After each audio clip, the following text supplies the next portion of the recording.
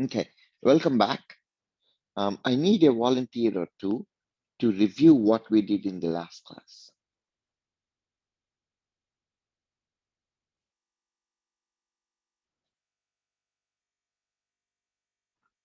What did we do in the last class?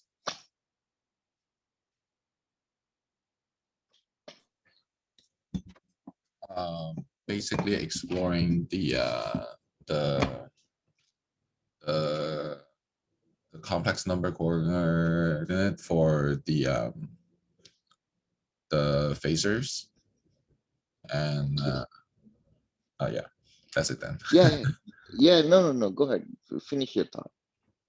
And basically, I don't think we are at the conversion between the three yet, or did we do it? Not quite sure.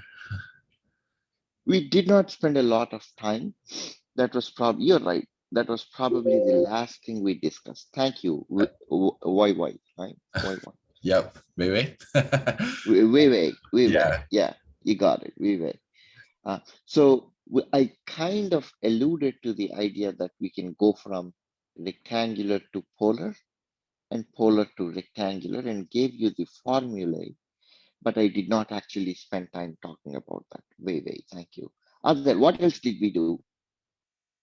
Who remembers the equation for a sinusoid? I gave you that, I told you that we were going to use a cosine for this, right?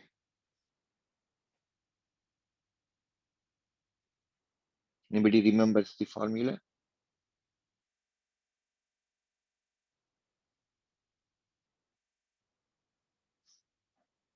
We discussed this guy, didn't we? We discussed the idea of cosine, okay? And then using cosine as a input for the RLC or electric circuit. Then I discussed the idea of steady state response.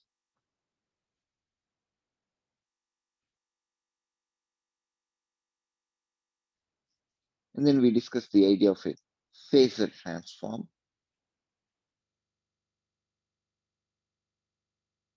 Okay. And I want somebody to particularly remind me the idea of the equivalence between the three. Okay. There are three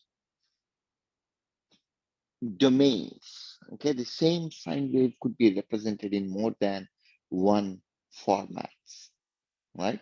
So did I mention this or not? E to the j theta is cosine theta plus j sine theta. If there's a negative sign over there, that translates to e to the plus or minus j theta. This is called the Euler's identity. Okay, and all of our discussion last class was based around that Euler's identity, right? So who can summarize the equivalence between the polar form and the rectangular form?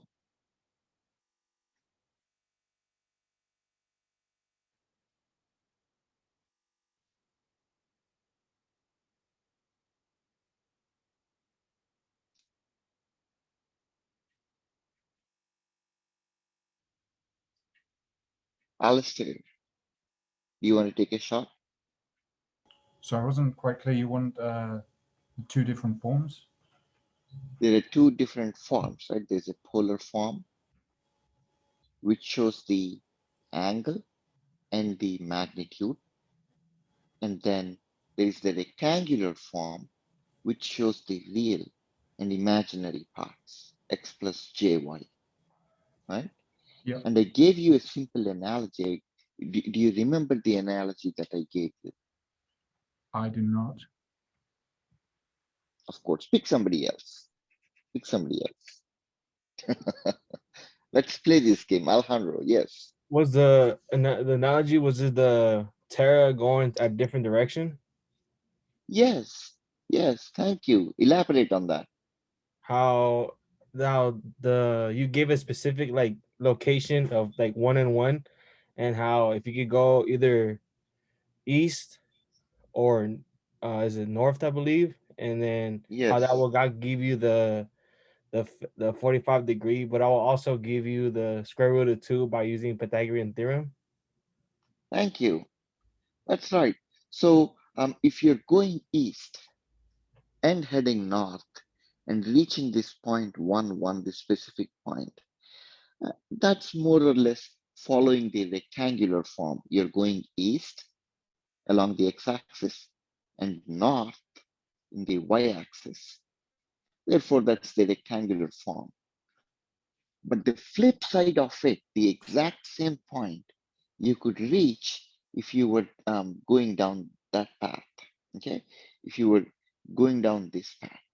Okay, if you walk square root of 2 miles at an angle 45 degrees, and that the point I was trying to make was that these two forms, the polar form and the rectangular form, okay, which is x plus jy, both of these forms are identical, except that they're shown in different formats.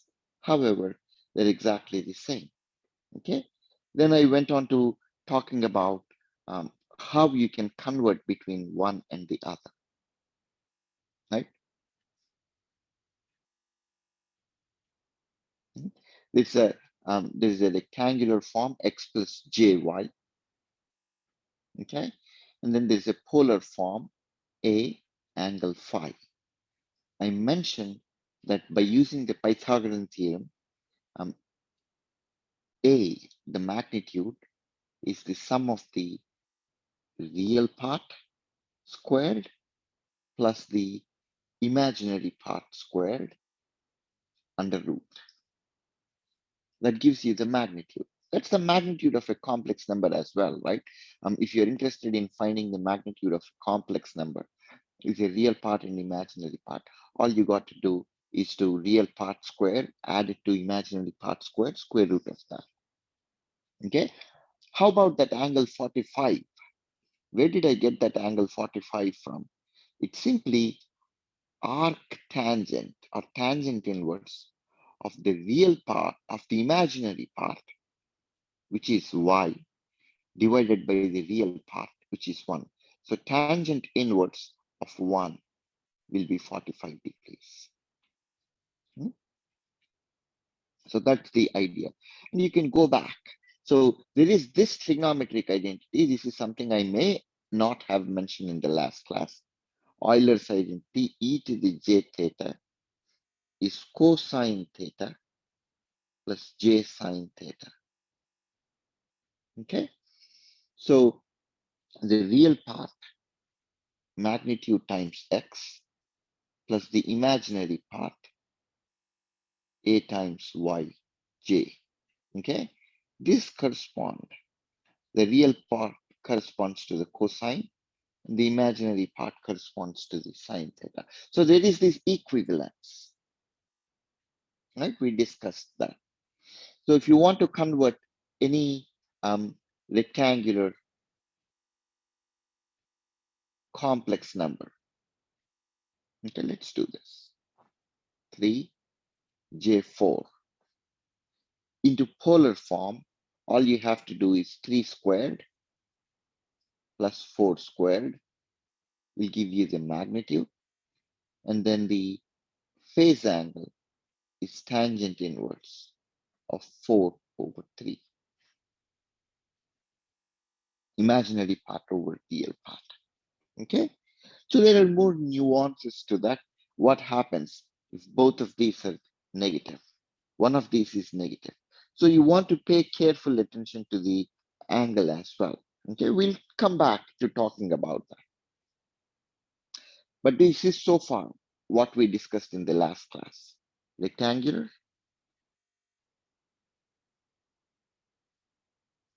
polar, and of course the time domain. Okay, for example, if you were given V equals to capital VM. That's the equation, right? 5 cosine 1000 t plus 30. Then the polar equivalent of this is simply this guy, VM, followed by the angle of the phase, 30 degrees. And that's it. This is the phasor representation or the polar representation of this cosine. Everybody with me so far? Questions, please. This is what we discussed in the last class. Professor, I had a question. Mm-hmm. So just going back, polar and rectangular, I get that they're both kind of, I guess you could say like the same value in a way. Yes, yes. Do they just represent like a sinusoidal voltage? Is that what the, I guess like the coordinates would be? Yeah. Sinusoidal voltage, is that what it is? Yes. Sure. Yes. Yes. That's exactly the point. Or in other words, if you had a ray, a straight line, okay, that is rotating at a constant speed, okay, then its x-intercept, okay, its x-intercept represents a cosine. So the idea is this sinusoidal waveform V equals to 5 cosine 1000 t plus 30 degrees. This sinusoidal waveform can be represented using a ray of 30 degrees. Okay, so in other words,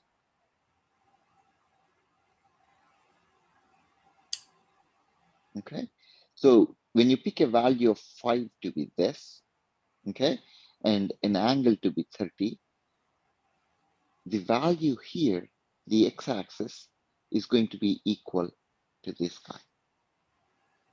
Does that make sense? At t equals to 0. Yeah. Okay. So the idea is a sinusoidal waveform, it could be a voltage waveform or a current waveform, could be represented using a ray, a straight line with an orientation. Okay, but what we are not showing is this information about the time and frequency, which is kind of hidden in terms of the rotation rate here. But that's a little beyond the scope of our discussion. But the three are equivalent. Does that make sense? So I guess my question is like, what would be the imaginary part? Would that be like a quote unquote like negative current, or am I thinking about it the wrong way? Yeah, that's a. There's nothing imaginary about imaginary part. Let me leave it there. It's a misnomer. There's a real part and an imaginary part, meaning that there is an x-axis and a y-axis. But if you really think about it, there is nothing imaginary about the imaginary part. It's just that you're representing them using two orthogonal quantities. Okay. Okay. Thank you. Yep. Other questions, please. What other questions? Thanks, Martin. That's a good question. Okay. All right. So there is a sinusoidal waveform which can be represented using a phasor or using a complex number. Okay, using a complex number. In order to get from a polar form to complex number form, all you have to do is 5 cosine 30 plus j 5 sine 30. Okay, So the real part of the complex number is coming from magnitude times cosine phi, and the imaginary part is coming from magnitude times the sine phi. Okay, so that's about the complex numbers. But why the heck do we want to do this? Okay, and the textbook, why 3 forms? Okay, for example, there is a sinusoidal waveform, right?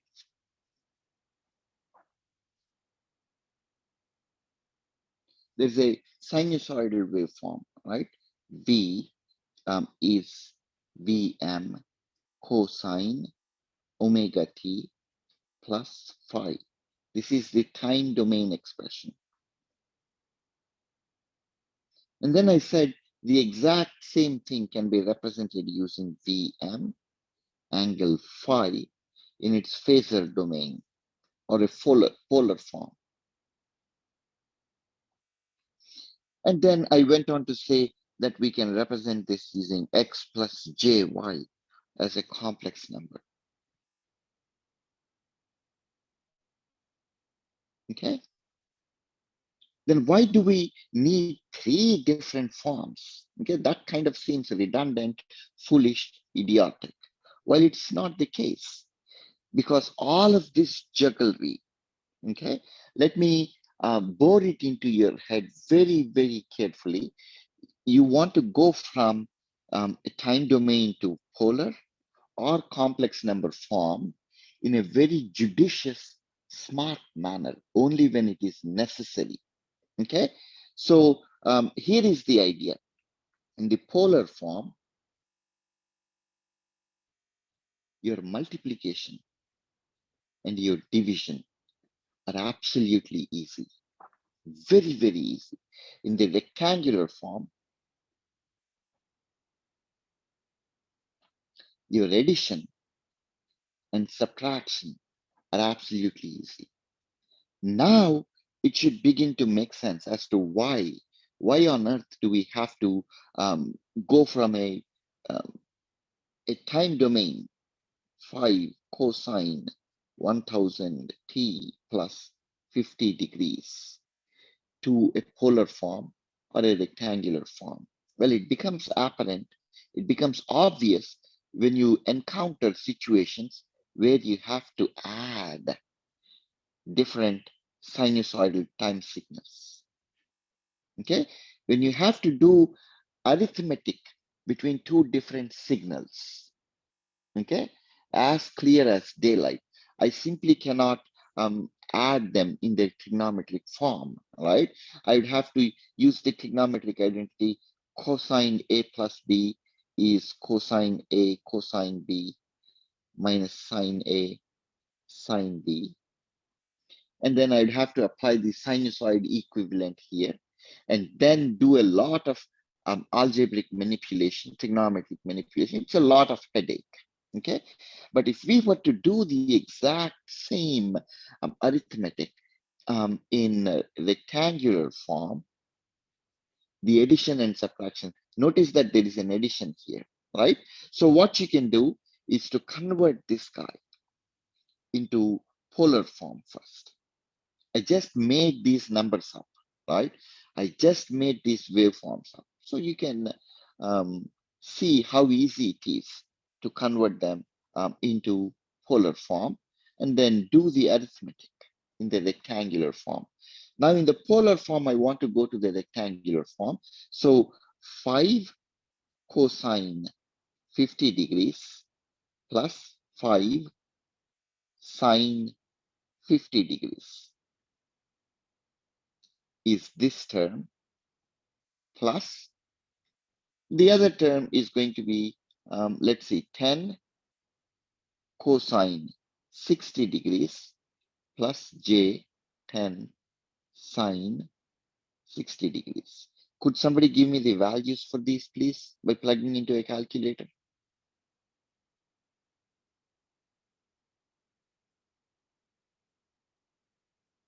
Maybe from the next time when I pick numbers, I'll pick better degrees and radians, so it's easier to work them out. Somebody do the math for me. 5 cosine 50 degrees plus j 5 sine 50. So what is 5 times cosine 50?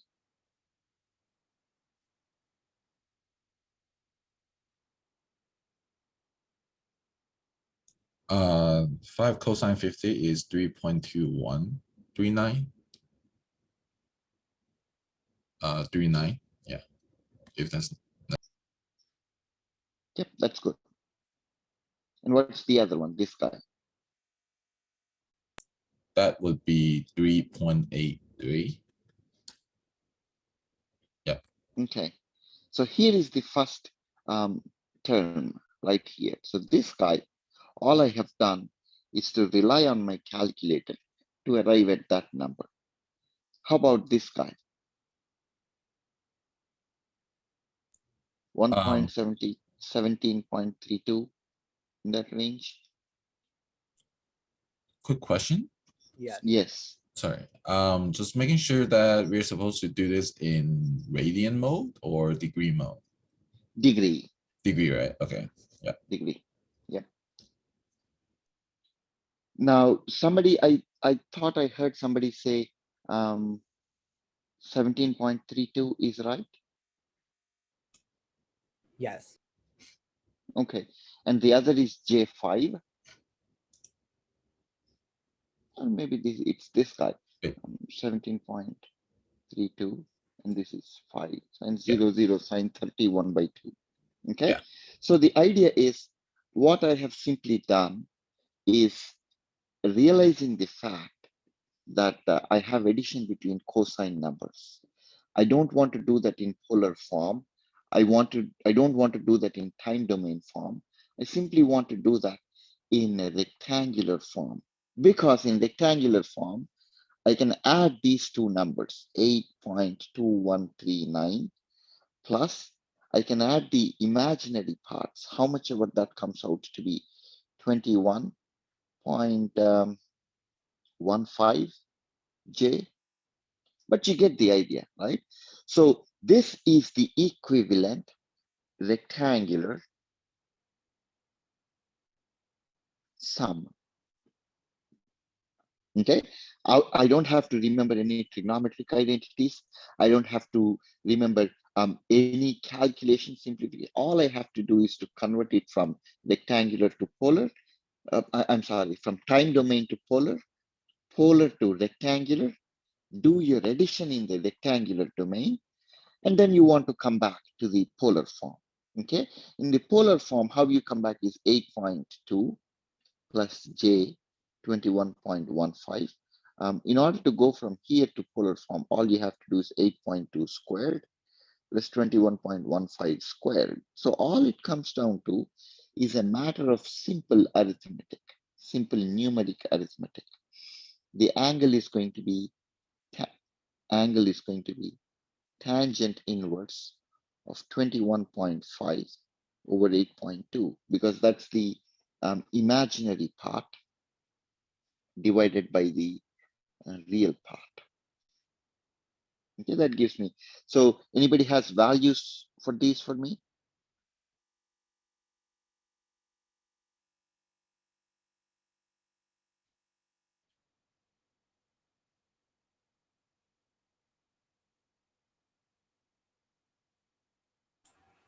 Professor, is the tan inverse of, is it, is 21.5 21.15? Thank you. That's supposed to be 21.15, right? 21.15. Thank you. Yeah. Okay, thanks.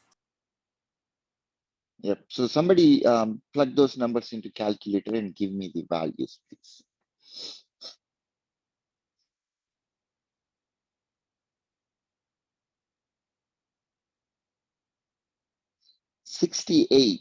68.81 is what I got from Mahavir. And angle.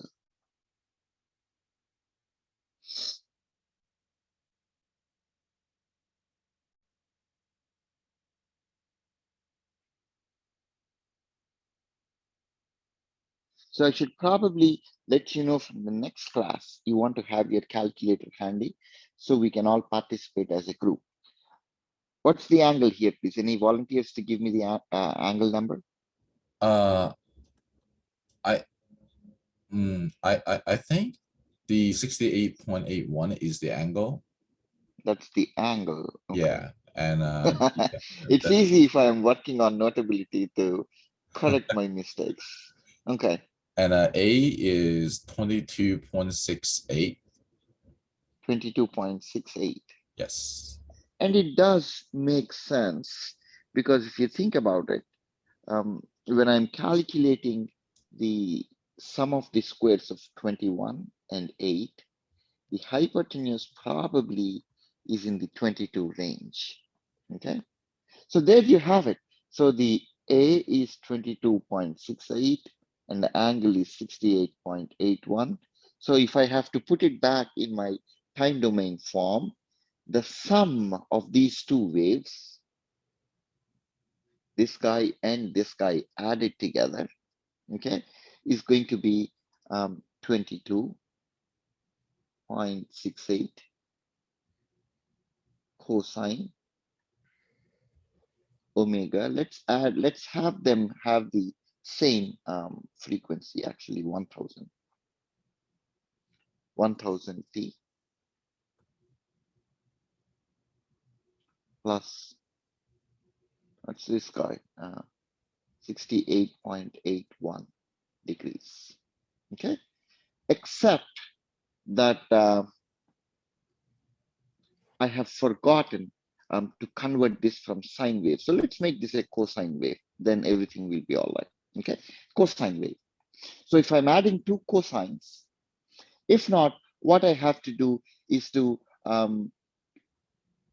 sine of theta plus 90 is cosine of 90. Okay, that's something I have, cosine of theta. That's something I have to account for. But if they're both in their cosine forms, if we are beginning with convenient numbers, waveforms, just for the ease of demonstration, you get the idea, right? Now the other part is easy. Let's do this. So what we have seen is that it's easier, relatively speaking, to do your addition in rectangular form. Okay, let me go a little step forward, one step forward, and then demonstrate the idea of product. If you wanted to multiply these two signals, okay, my claim is that it's going to be simpler in polar form. Okay, it's 5 angle 50 multiplied by 10 angle 60. When you're doing the multiplication in polar form, you multiply these magnitudes and simply add the degrees. Then you can convert back to your 50 cosine 1000 t plus 110 degrees. Okay, so it's straightforward to do your multiplication in polar form, multiply or divide in polar form, okay, add or subtract in rectangular form. Okay, we need to do that. We need to get this very, very comfortably, because we are going to be dealing with different kinds of sinusoidal inputs from here on out. There's going to be so much of addition and multiplication between sinusoidal numbers that we have to get very comfortable with this interconversion. Okay, questions, please, questions.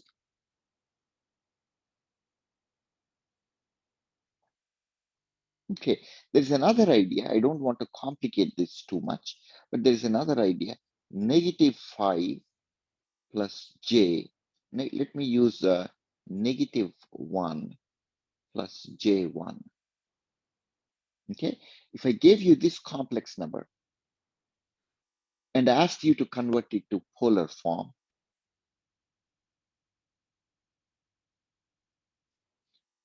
the answer is straightforward, right? In order to go from this number, from a rectangular form to polar form, all I have to do is to -1 squared plus 1 squared is going to give me, that is going to give me square root of 2. Okay, and what about for the angle? The angle is going to be tangent inverse negative +1 over -1. So it's going to be angle -45 degrees. Okay. However,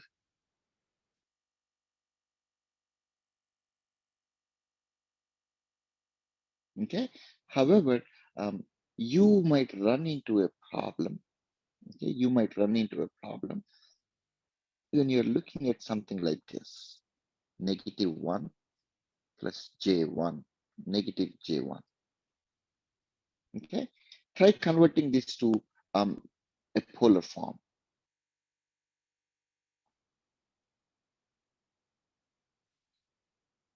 Could you convert that to polar form?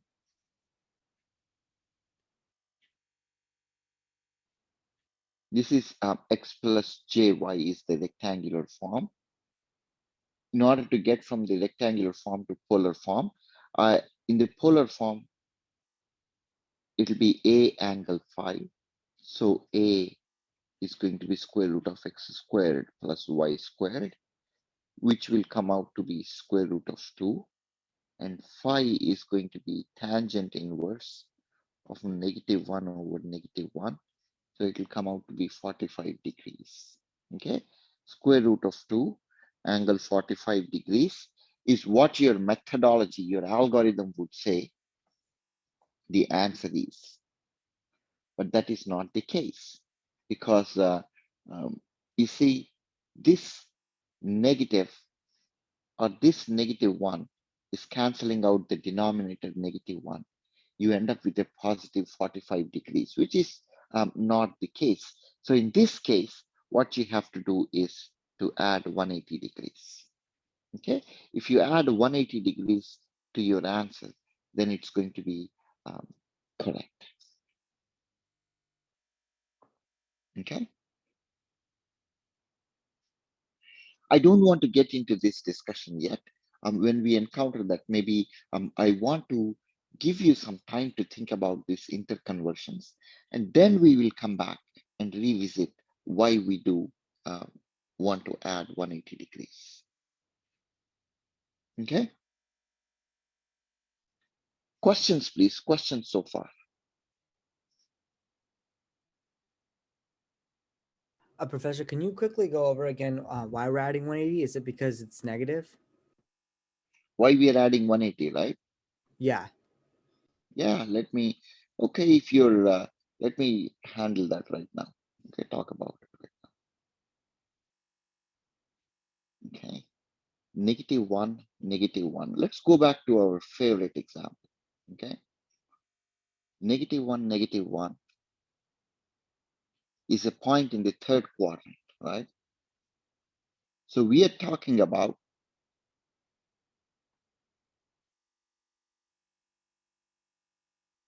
a point here, right? Yes.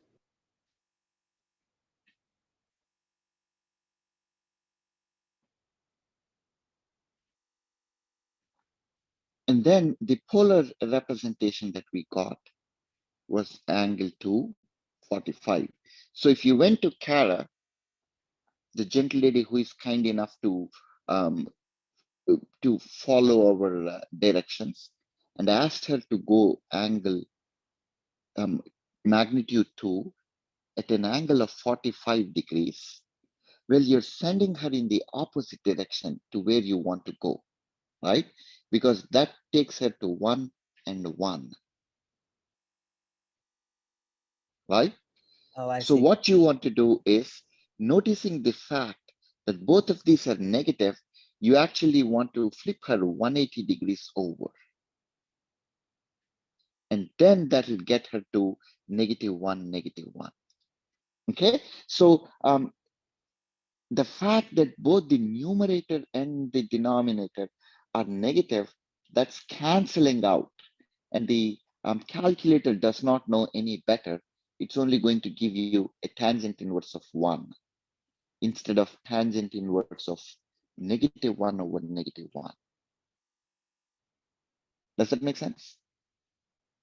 Yes, thank you. Yes, of course. So you want to pay attention to the relative values or relative magnitude of the imaginary part and the real part. If both the imaginary part and the real part are in the same, are negative, then you probably want to locate your angle in the third quadrant. Okay, and by adding 180 degrees, you're going to keep everything the same and end up in the third quadrant. Okay, thanks, Vinjay. That's a good question. Other questions, please.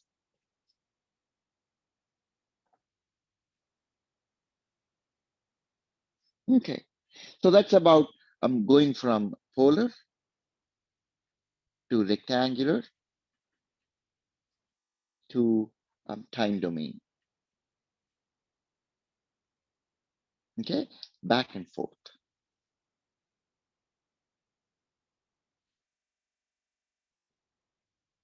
Okay, and like I mentioned, polar form, you want to do your multiplication and division in polar form, and your rectangular domain, you want to do your add and subtract in the rectangular domain. And it's only if you're converting from one domain to another domain, that's because you want to take the relative advantage of doing your arithmetic easily. Let's see. That's about these three forms. What else? Okay, and the textbook, I don't think I have time right now to go into this example, but the textbook does demonstrate this example. Okay, it talks about y1 is 20 cosine omega t minus 30 degrees, and y2 is 40 cosine omega t plus 60 degrees. Okay, we're not going to do this example. Nevertheless, we did our own example. We just made up numbers on the fly and made that example, right? So refer to more problems, more examples in the textbook. And the intent was to find y1 plus y2 in the time domain. Okay, so what we did was to convert y1 into polar form and then into rectangular form, convert y2 into polar form, and then convert that to rectangular form.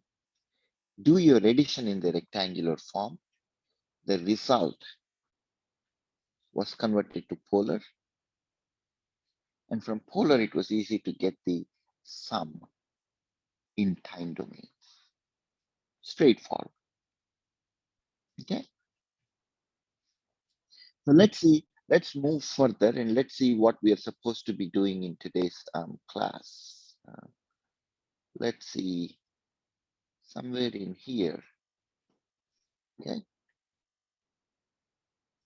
Somewhere in here, I must have given a schedule for what we should be doing. Today is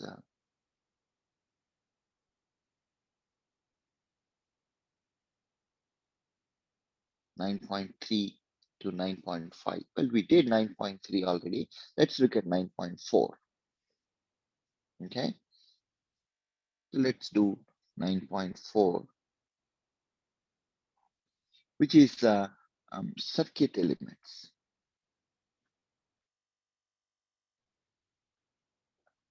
In frequency domain.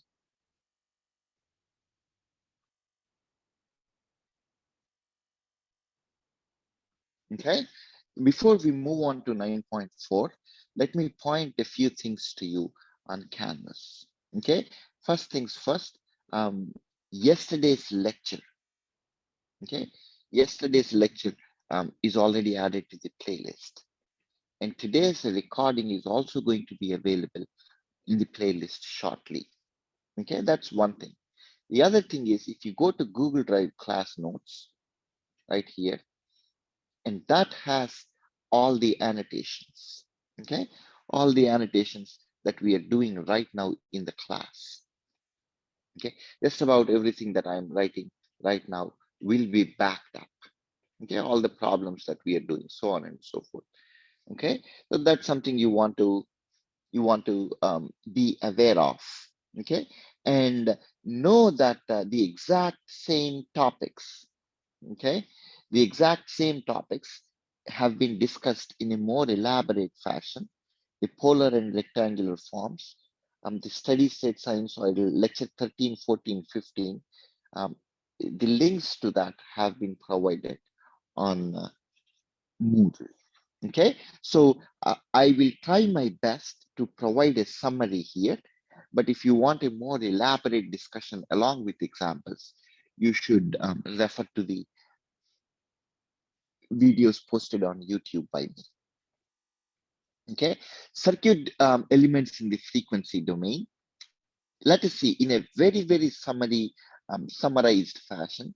I'm going to talk about resistance, inductance, and capacitance. Okay, in a time domain, we have our equation. V is IR in the frequency domain. Okay, and in the frequency domain, the relationship between the voltage and the current of the inductor is going to be something like this: J omega L times I. Okay, like I mentioned, this is a summary, and an elaborate discussion is on those videos. Current equals to J omega C times I, or times V. Okay, if you remember in the time domain, we had V equals to IR L di by dt was V, I equal to C dV by dt. Okay, so if you're dealing in the time domain, you have to deal with this crap of differentiating derivatives, the first order derivatives, so on and so forth. But if we are conveniently dealing in the frequency domain, the equations are much more straightforward. Okay, so I'm going to write this as V equals to I times R and V equals to Z times I. Okay, where the Z L is J omega L. Okay, and then V in this case is going to be 1 over J omega C times I.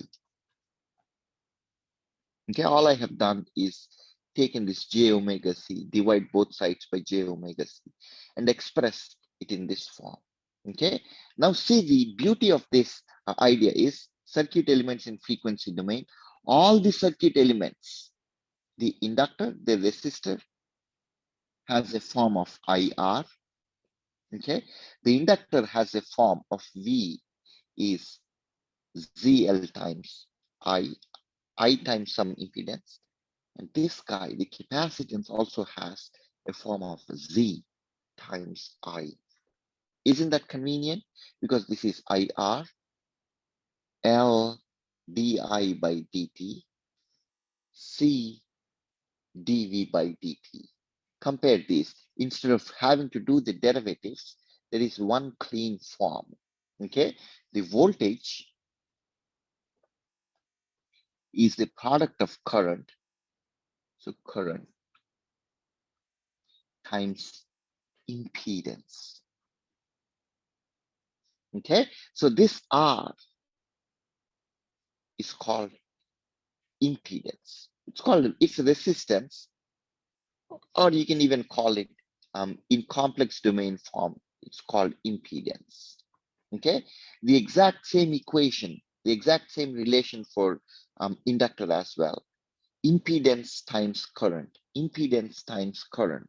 Okay, that's a straightforward equation that we want to remember. So when you're converting a time domain element into a frequency domain element, that's what you get for a resistance. For an inductor, okay, you have J omega L.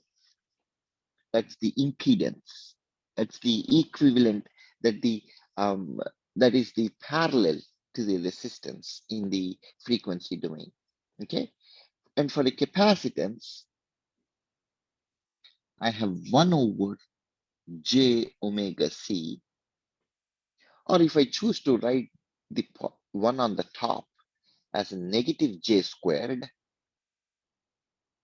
okay, because J squared is -1, then I have negative J by omega C. Okay, so these are the frequency domain equivalents, and these values are all in ohms. Very convenient. Okay, so the idea is, instead of having to deal with the derivative equations, if we convert the frequency, the circuit elements, resistance, inductance, and capacitance into their frequency domain components, okay, then our voltage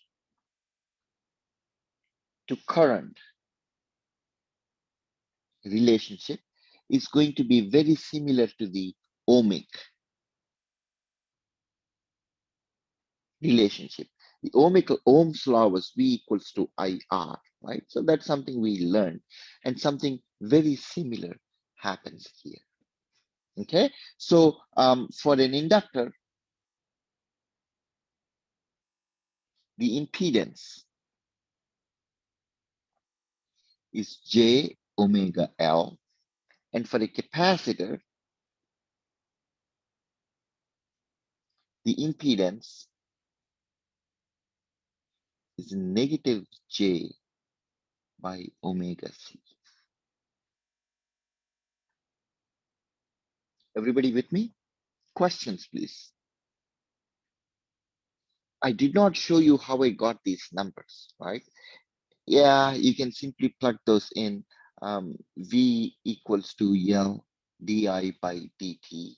And if you take a value of I equals to Im cosine omega t plus theta I, okay, and do the derivative and do the chain rule derivative and apply that math 45 crap, okay, then you will end up with the result here.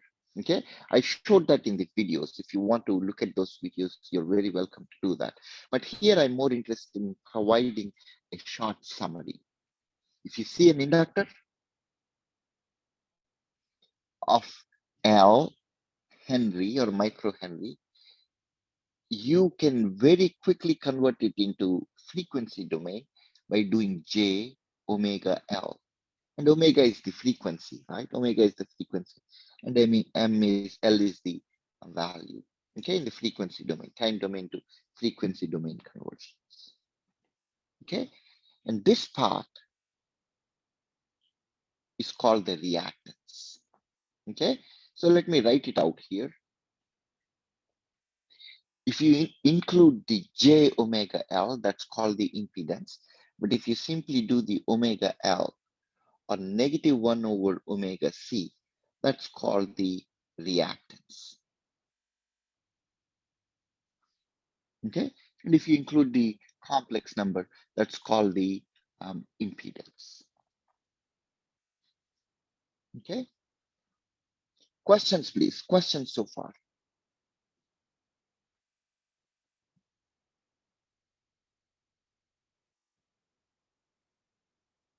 Okay, so here I'm going to show you some ideas about how the IV curves appear for if on the x-axis you're plotting time and on the y-axis you're plotting voltage and current as a function of time.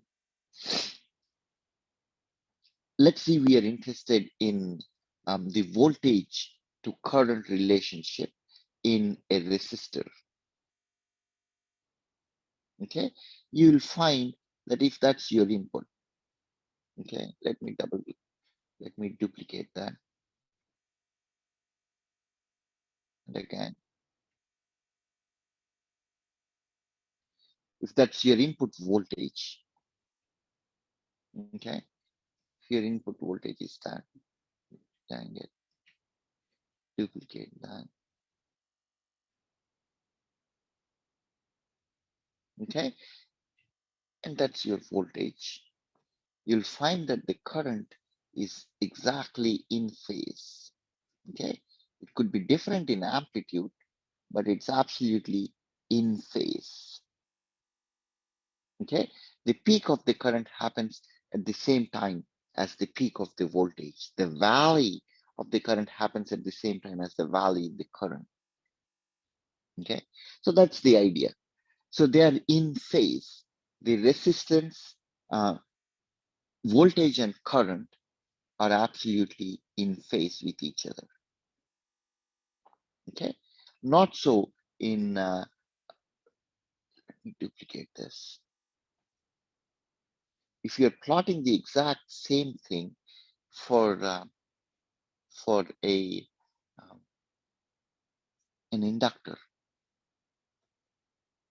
okay, if you're plotting the same thing for an inductor, then what you'll find is that this guy, the current lags the voltage.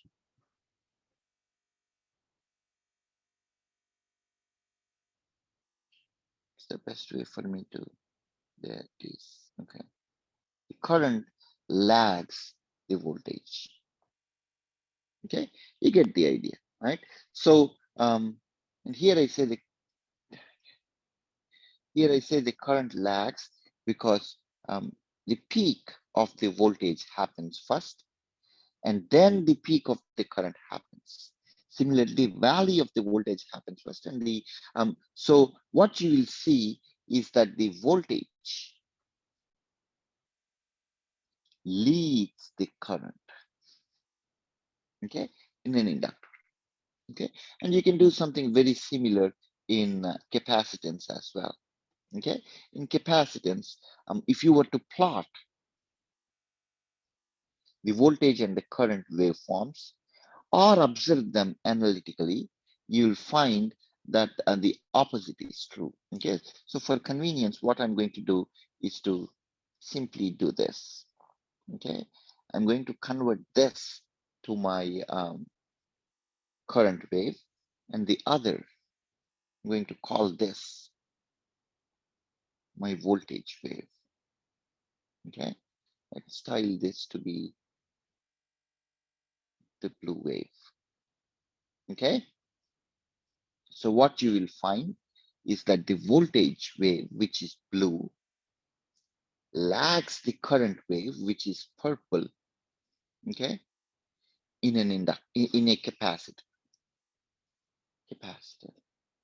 Okay, so current in a capacitance leads the voltage. Okay, so the mnemonic here that you can use is Eli, the Iceman. Okay, meaning the voltage in an inductor leads the current. The voltage leads the current in an inductor, whereas the current in a capacitance leads the voltage, where E represents the voltage, right? So that's some quick mnemonic that you can use. And when you plot or do the derivative of LdI by dt or CdV by dt using the appropriate sinusoid waveforms, you will find that the phase differences are like the ones that we discussed. Okay, questions, please. What questions do you have?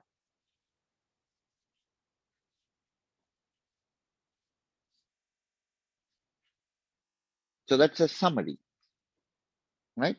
So let's see, what else do I have next on my, okay. Now, let's see, the textbook talks about some examples, converting one form to another form, and then doing some examples in this. But let's see if I can quickly talk about those examples. Okay, I want to give a minute for the backup process in the bottom left corner to finish.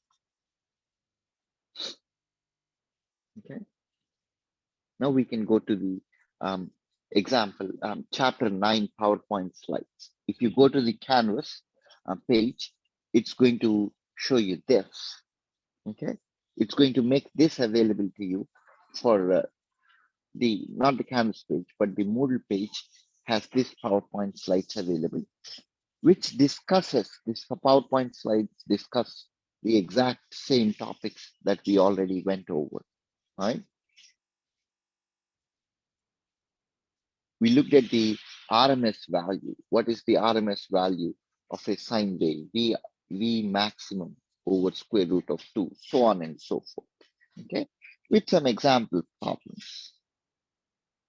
Okay, there is an initial response and there is a steady state response, so on and so forth. The idea of phasor, the Euler's identity that we discussed. Okay, passive circuit elements 9.4 in frequency domain, right? Like I mentioned, it talks about doing the derivative LdI by dt and then doing various simple algebraic manipulations to arrive at the result that we arrived at. V equals to j omega L times I. Okay. Similarly, V equals to 1 over j omega C times I. And we can express that in our familiar form. V equals to I times R, or V equals to I times Z, or V equals to I times Z in terms of a capacitance. Okay, so now let's see if we can look at an example. Let's look at an example. Okay, so there are 2 or 3 parts to this question. It seems the first part of the question is construct the frequency domain equivalent of the following circuit. So if you notice, there are some resistive components in the circuit. Okay, there are some inductive components in the circuit. Okay, and then there is a capacitive component in the circuit.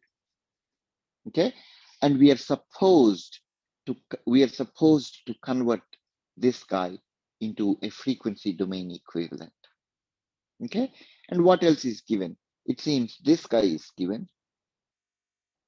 The input current value is given to be 8 times cosine some crap, 2 times 10 to the 5 t. Okay, so if you were to convert it into polar form, that will be your 8. And there is no plus phi here. There is 0 added to the phase. Hence, you get the phase angle 0. Okay, so we are quick to convert this guy from its time domain to polar domain. Okay, let's see. So the next part is convert the frequency domain. What is the frequency domain equivalent of the circuit? Well, we know how to do that, right? We are going to replace the resistor with itself. The inductor, we are going to replace it with something j omega L. The capacitance, we are going to replace it with negative j over omega C. Okay, that's all there is to it. Okay, that's what we are calculating here. Okay, in place of the capacitance, for example, I'm calculating negative j over omega C. Okay, the value of omega is given to be, let's see, the value of omega is given to be 2 into 10 to the 5. Well, you plug that in. The omega is plugged in its radian form. And then the C value, the capacitance value, is 1 microfarad, and then there is 1 over j omega c. You have negative j5 omega. That's going to replace this guy. Negative j5 omega is the impedance of the capacitance. Okay. Similarly, so that's for this guy. That's for the capacitance. Okay. How about this guy, the inductor, the purple highlighted wave form? That's j omega L, right? I mentioned that this guy is j omega L, then the inductor, then there is the resistance, then there's the capacitance, right? So let's use that color code. Green is for the inductor, green is for resistance, purple is for inductor, and blue is for capacitance. Okay, so once you do that, you're going to arrive at this guy, J8 ohms for the inductor. Therefore, converting it into frequency domain, you have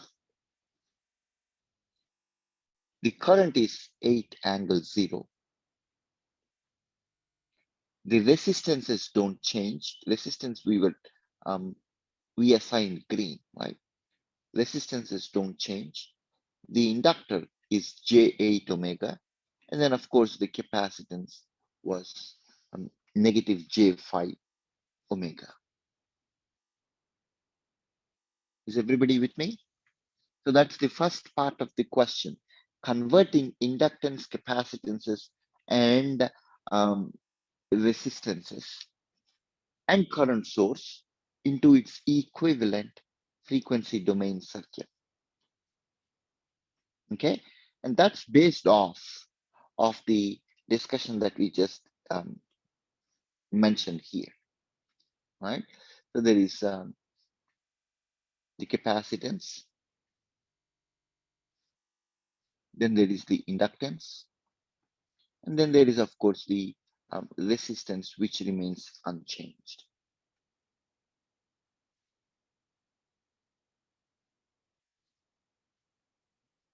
Questions, please. Questions so far?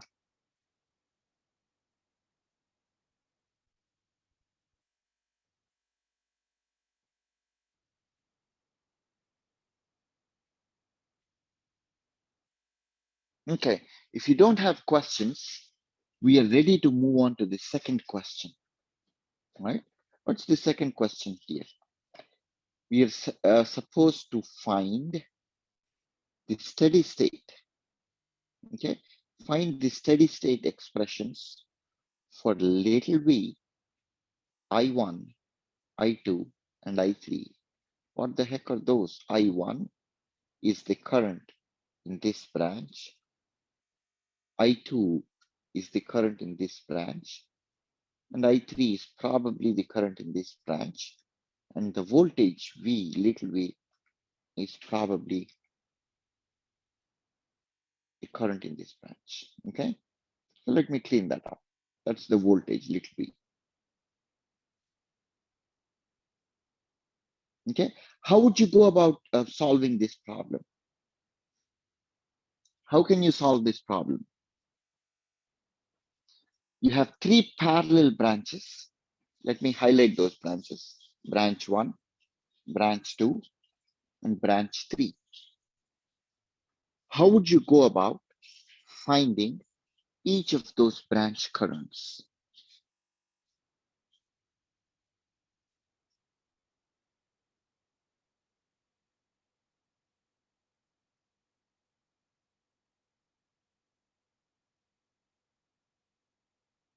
I'll give you a hint. I'll give you a hint. Okay, let's say, forget for a minute that you're dealing with inductors and capacitances. Okay, let me make it dead easy for you, because you're going to encounter these kinds of problems in the exam, in real world, in homeworks and all. There's no point taking a passive approach to this. So let's try to understand these intuitively, just so they become second nature to us. Okay, let's see, I give you a scenario where you have a circuit comprised of all resistances and some current. How would you go about finding the individual branch currents?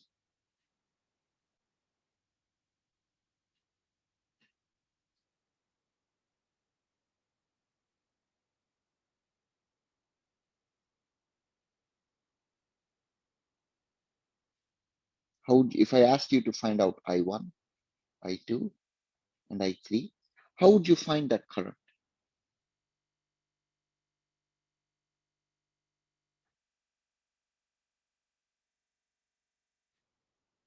Mesh current method is one approach, sure. That definitely is one approach. What else? What else can you do? What would be a nodal analysis is another method, sure. And is there a more straightforward method that does not have us do all the nodal equations? Current division, thank you. You can do a current division. Or how about consider this for an approach? Okay, Srinjay, thank you. Natalia, thank you. Consider this for an approach. Okay, I have a couple of resistances in series here. So what I'm going to do is probably represent that path as one equivalent resistance. The same here and the same here. So now what I have is I have three resistances that are connected to a current source. Okay, I can use a current division method, right? How much of current is flowing through each of these branches? Okay, I can use that method. Okay, or if I want to simplify this further, what I can do is I can simply look at the equivalent resistance of all the three parallel approaches. Okay, and then notice that this current is driving an equivalent of that guy. So I can find out the voltage across this. Okay, the same voltage will appear across all the three parallel branches. Okay, then that is how I can, once I have a voltage across this branch, that's the same voltage across this branch, and that's the same voltage across this branch. Okay, then the voltage in this branch, I know the resistance of this branch, so I should be able to calculate the current. So there is more than one method: nodal analysis, mesh analysis, or an easier approach would be to use a parallel series simplification. Okay, so this is if we were dealing with resistances. Okay, and the neat part about the frequency domain analysis of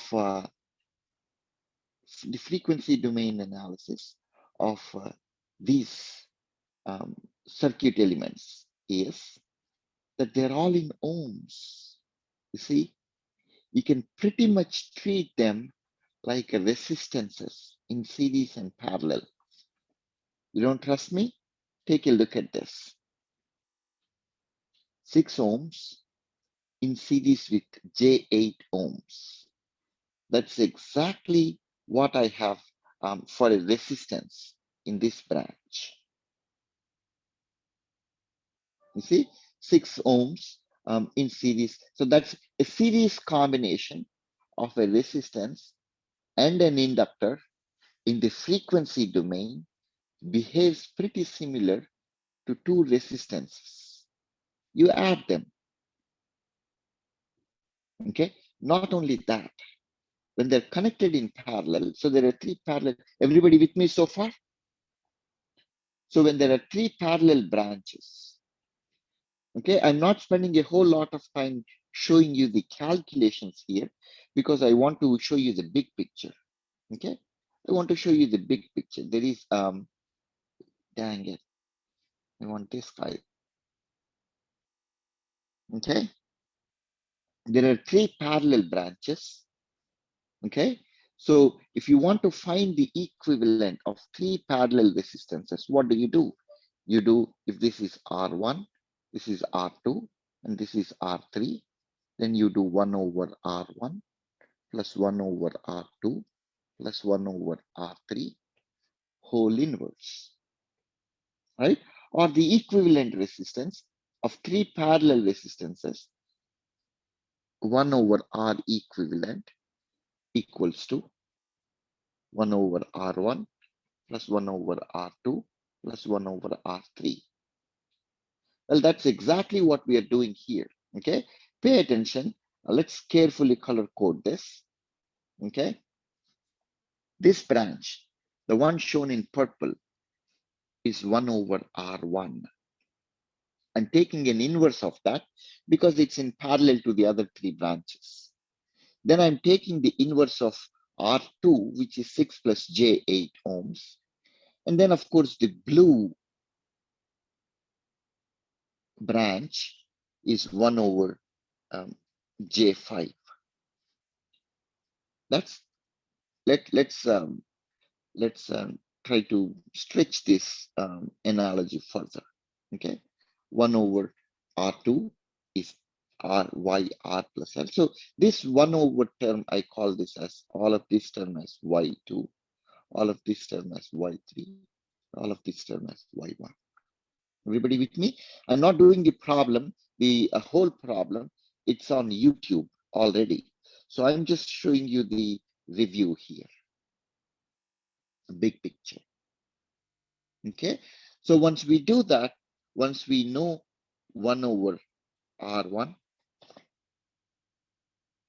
1 over R2, 1 over R3, we can add them all together. Okay. So the Y equivalent, there you see, is the inverse of the green branch plus the inverse of the purple branch plus the inverse of the blue branch. Okay. Now you can do the mathematical calculations, and you will take, you'll see that the 1 over R1, R equivalent equals to 1 over R1 plus 1 over R2 plus 1 over R3. And in order to get R equivalent, you have to actually invert the whole thing. That's exactly what you're doing. Z equivalent is 1 over this guy. Okay? 1 over that guy. You see? Let me demonstrate something else to you. When you have to do the addition of the three branches, where is my blue branch? That guy is my blue branch. This is my blue branch. Okay? When you have to do the addition, see what you're doing. You're doing the addition of the three branches values in rectangular form. Sure enough, you're doing the addition in the complex number domain. Okay. Then when you're supposed to do the division here, see what you're doing. You're converting it into polar form, and you're doing the division in the polar form. Okay. So if you find yourself converting from a rectangular form to a polar form, that's because you have to do a division in the next step. Otherwise, you don't have to convert anywhere from anywhere else. Martin is correct. Y represents 1 over impedance. Yes. Y is called admittance.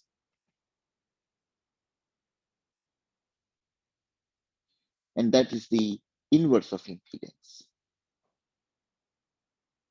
Thank you, Martin. That's correct. Okay.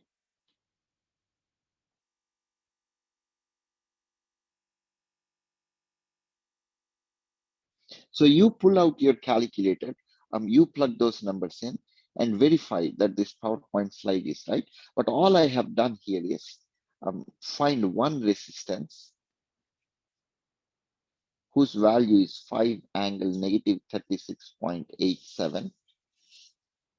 And then there is a current here, 8 angle 0. So it's not fair to call it a resistance. Let's call it impedance. okay, Z.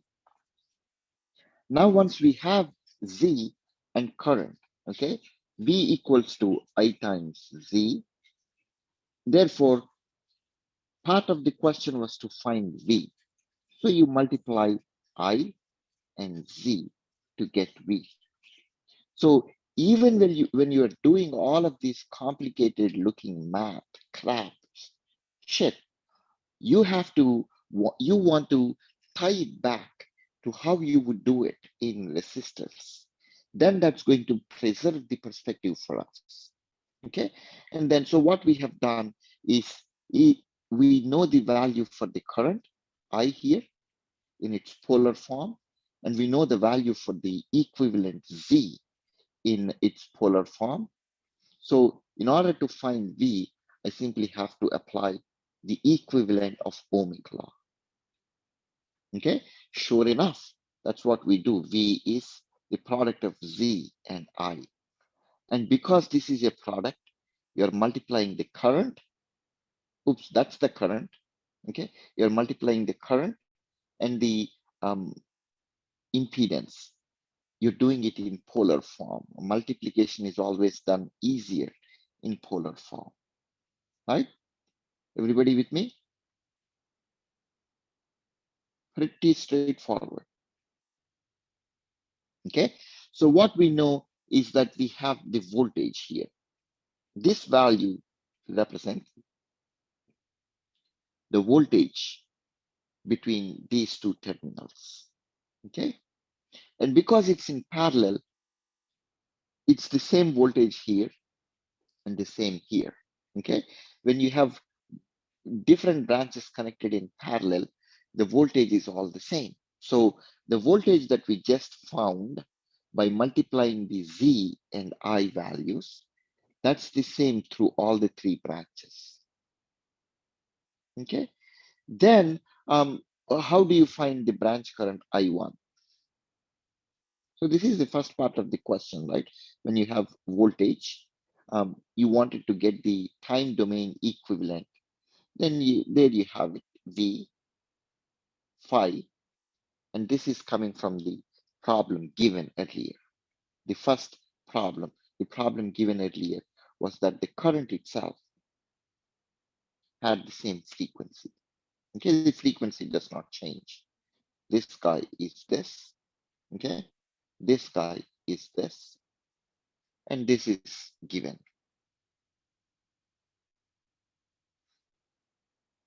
Everybody with me so far?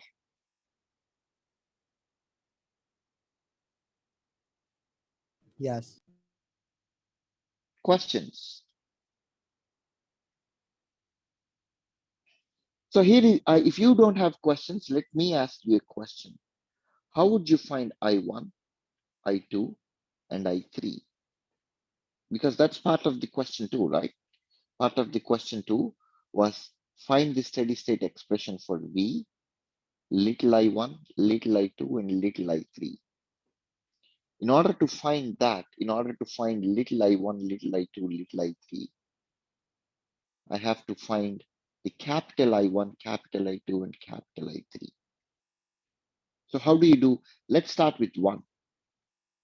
The question is, given the information that we already have now, okay, given the information that we already have now, how do you find I1? If I gave you the value of V across these two terminals, is there a way for me to find I?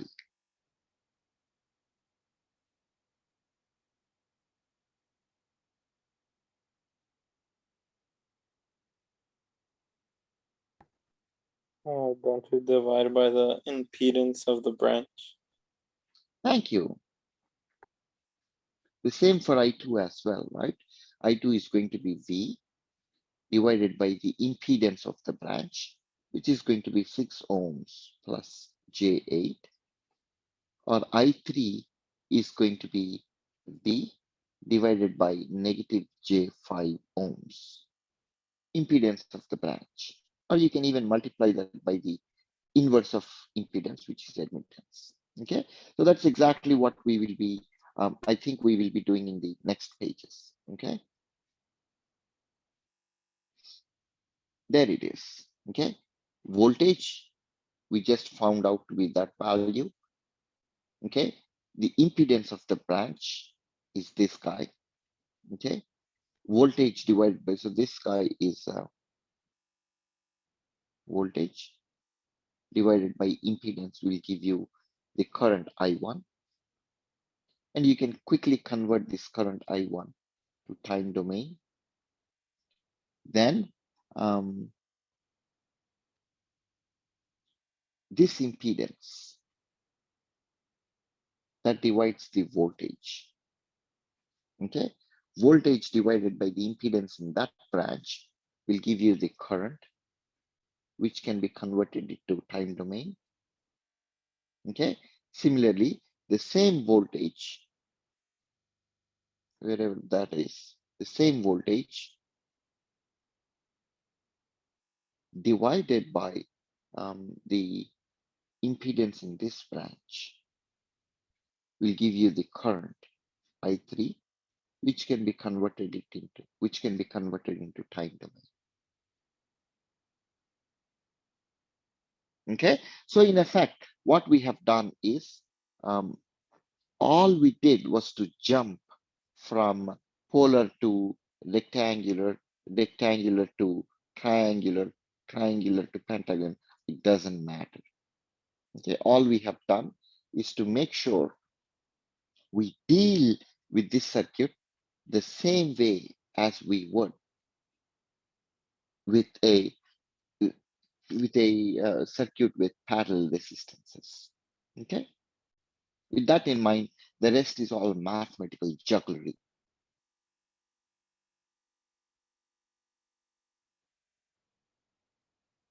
Okay, questions, please. What questions do you have?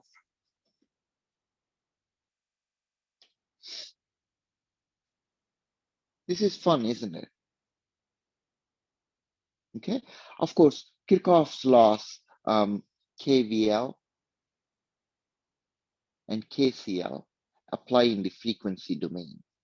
Okay, if you keep in mind that in frequency domain, parallel and series combinations of resistors, capacitance, and inductances behave pretty similar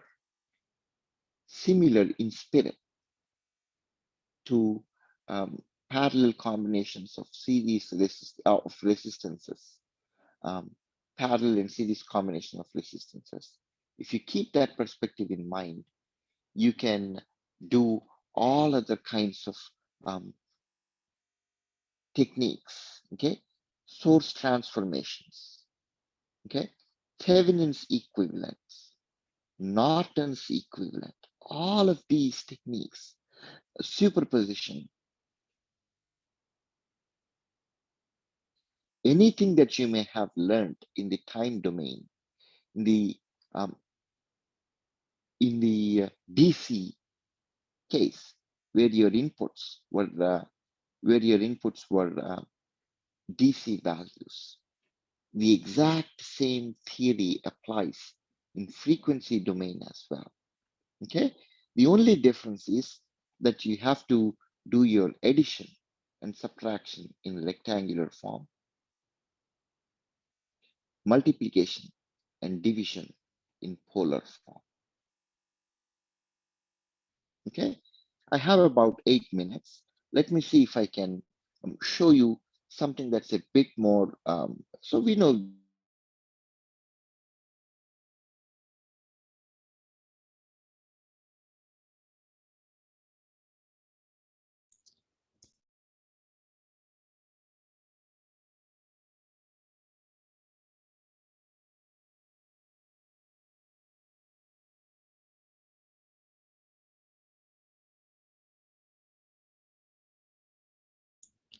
Professor, you're muted, so I think your headset is dead again.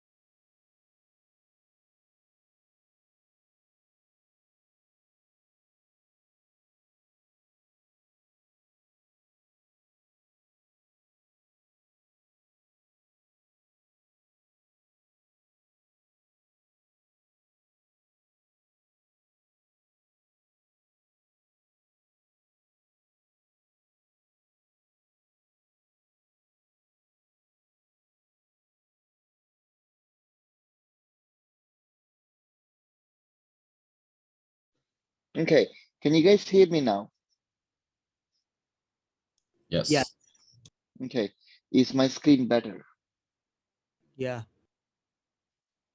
So that's why it's important for you. As soon as Martin put it in the chat that the Zoom is frozen, that's when I got to know.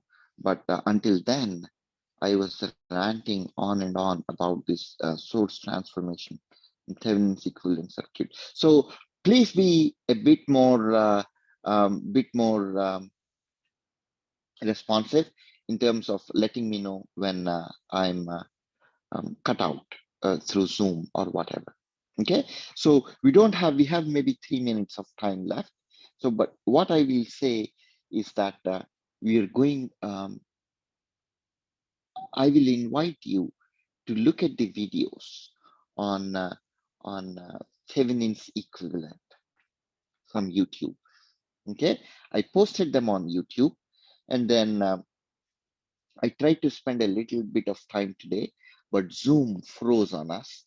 So unfortunately, however, the idea is that if you go to your Moodle page and click on this guy, 2020 Engineering 17 classes, I talked about this polar rectangular circuit analysis in frequency domain. Okay, what I have done, where I talk about the exact same problem. Okay, the one that we just discussed. You will see me working on this problem carefully. Okay, step by step. So spend some time on it and review. Okay, spend some time on it and review sections 9 point.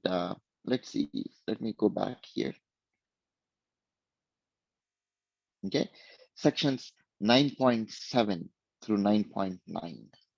Okay, so we will not be meeting tomorrow. The next time I will see you will be on Monday to talk about 9:10 to 9:11. Okay. However, that said, okay, I don't plan to be teaching the same material again. So I invite you to watch the YouTube video.